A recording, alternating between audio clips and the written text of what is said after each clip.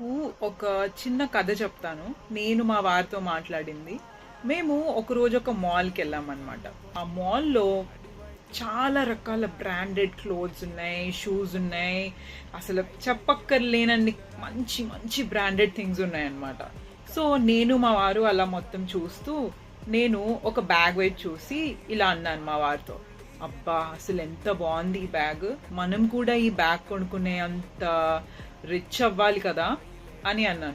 మా వారన్నారు, "ఆ బ్యాగ్ నువ్వు కొనుక్కుంటేనే నిన్నెవరైనా చూస్తారు అంటే, నీకు వాల్యూ ఏముంది?" అనిపిచ్చింది నాకు.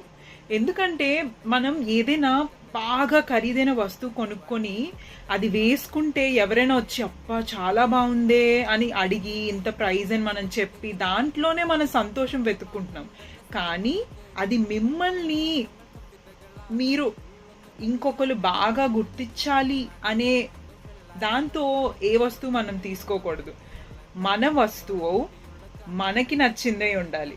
ప్రైస్‌తో సంబంధం లేకుండా అండ్ మనకిచ్చే గౌరవం మన బట్టి, మన ప్రవర్తన వల్ల వచ్చుండాలి. మనం వాడే వస్తువుల బట్టి లేదా చూపించుకునే వాటి బట్టి రాకూడదు. సో, మా వారు చెప్పింది మీకెలా అనిపించింది? కామెంట్ చేయండి.